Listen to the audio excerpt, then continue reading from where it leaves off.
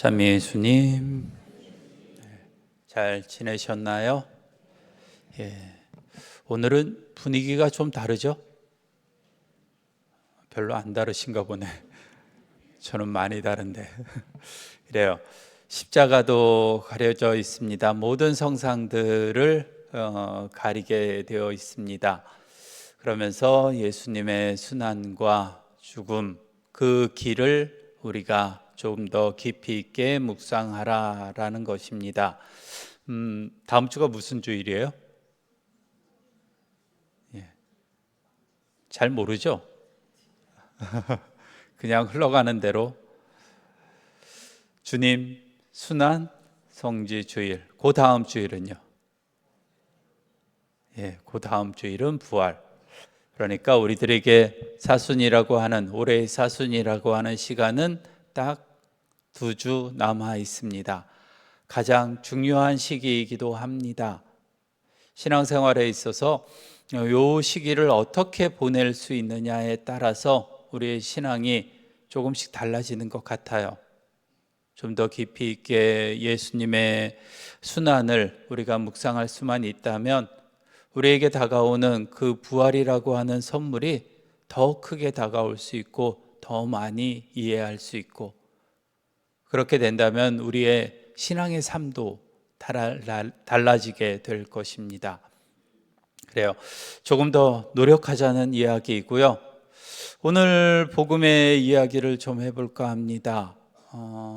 신학생 때 되면은 묵상을 좀 처음에 배웁니다. 신학교 1학년, 2학년 이럴 때는 묵상을 조금씩 배워 나갑니다.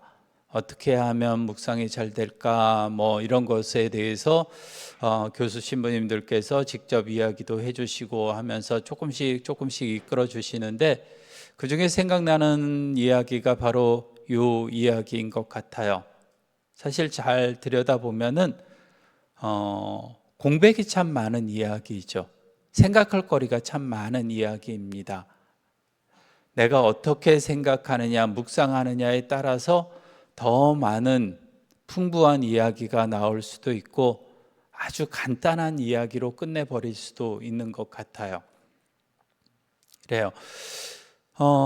우선은 저는 신학생 때 이것을 묵상하면서 예수님의 모습에 이렇게 묵상을 했던 것 같아요. 그것을 집중하면서 예수님의 모습, 예수님께서 뭘 쓰셨다 그러죠?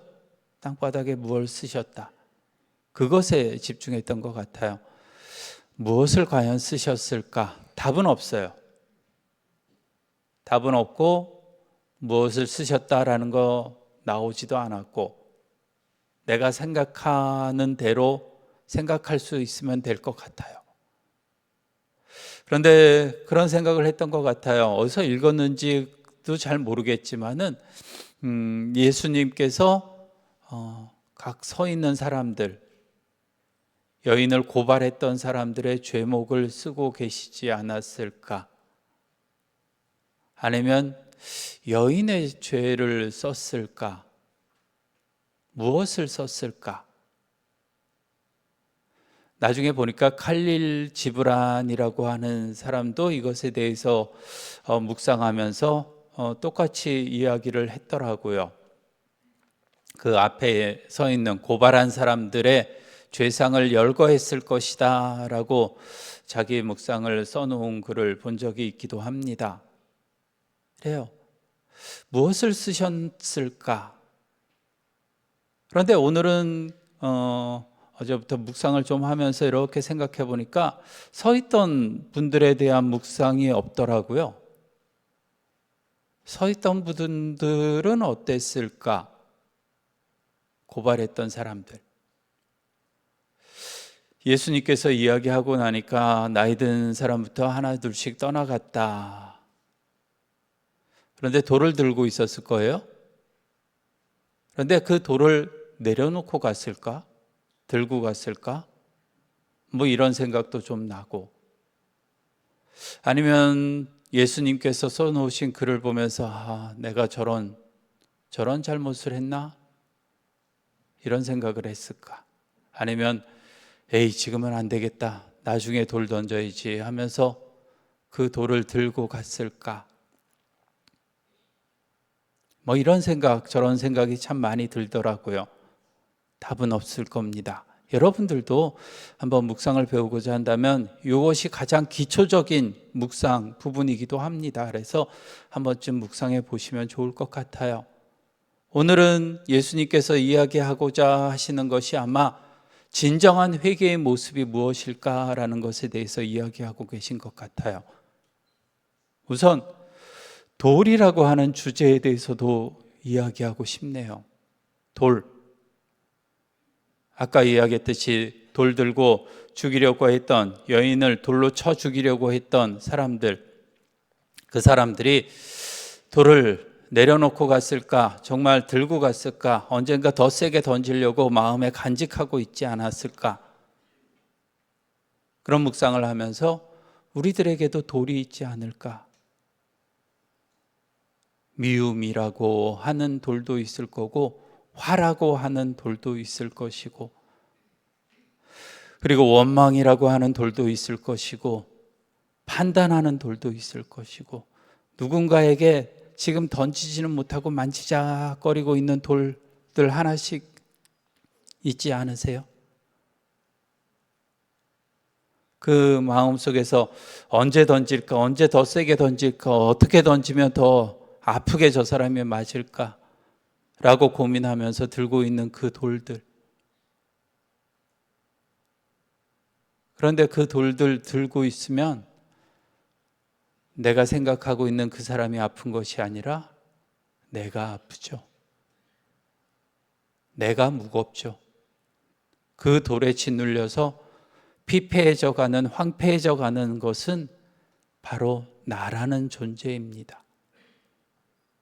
확실하게 그 돌을 내려놓을 수 있어야 돼요. 계속 쥐고 있다고 한다면은 나만 아플 것입니다. 그래요. 어디서 이런 이야기를 들었습니다. 간단한 이야기인데 어떤 가난한 남매가 있었어요. 갑자기 오빠가 아픕니다. 오빠가 아파서 병원에 누웠는데 병원비가 없었어요. 그래서 동생이 어떻게 하다 보니까 오빠 병원비를 위해서 몸을 팔러 나갔습니다. 그런데 그렇게 하다 해서 오빠가 조금씩 나아지고 많이 나아졌는데, 순간 자기가 다니고 있던 교회에서 이 여동생의 이야기가 소문이 퍼지기 시작을 합니다.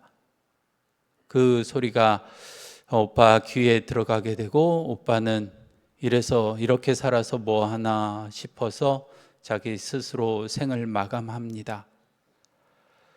오빠가 없어진 동생도 마찬가지로 오빠가 없는데 이제 살아서 뭐 하나 라고 하면서 자신의 생을 마감을 합니다. 이 둘의 장례식을 주례하던 성직자가 미사 시간에 이런 강론을 합니다. 주님께서 저에게 물어보실 것입니다. 그동안 내 양들을 잘 돌보았느냐? 라고 물으실 텐데, 저는 이렇게 대답해야 될 것 같습니다. 제가 있는 데에서는 양떼는 없었고 무언가 잡아먹을 듯이 달려들던 이리떼만 있었습니다. 라고 하는 강론을 했다고 합니다. 그래요. 우리들은 어떠한 모습으로 살아가고 있나? 진정한 용서, 진정한 회개가 무엇인가? 예수님께서 보여주십니다. 우선은 주변에 있던 사람들 한번 보세요. 그들이 정말로 용서했을까? 자기 죄를 아마 알았으니까 떠나갔겠죠. 근데 아는 것만으로 회개가 되었을까? 아니요. 그들은 아마 마음속에 돌멩이 계속 들고 있었을 거예요. 손에서 놓았을지 몰라도 언젠가 누군가에게, 또 다른 누군가에게, 아니면 예수님에게 던질 더 큰 돌을 준비하고 있었을지도 몰라요. 진정한 회개는, 그 모습은 예수님께서 보여주고 계십니다. 그 여자를 나중에 다시 일으켜 세우고 안아주시고, 어쩌면은 더 큰 용기를 주시면서 그를 용서해 주셨던 예수님, 거기서 회개의 모습을 우리는 찾아야 합니다. 가끔가다 우리들은 회개라고 하는 것을 죄를 알아내는 것, 죄 고해한 걸로 딱 마칠 때가 많아요. 그런데 더 나아가야 돼요. 예수님께서 가르쳐 주신 길로 접어들 수 있어야 돼요. 내가 미워하고 있는, 원한을 품고 있는, 정말 증오하고 있는 어떤 그 사람을 용서하는 것,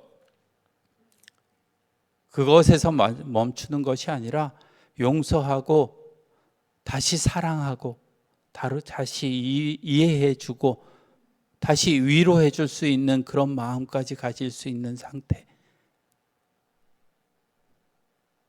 혹시 올해 들어서 누군가를 용서하신 경험이 있으신가요? 단 한 번이라도.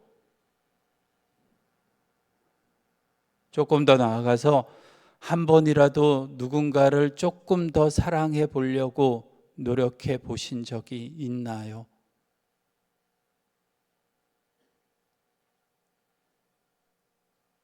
지난해보다 더 큰 미움의 마음을 내 마음속에 간직하고 살아가고 있지는 않으신가요?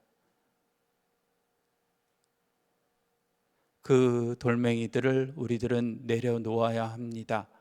내려놓는 것만이 아니라 용서해주고 위로해주고 사랑해줄 수 있는 마음까지 가려고 우리들은 노력해야 합니다. 잠시 묵상합시다.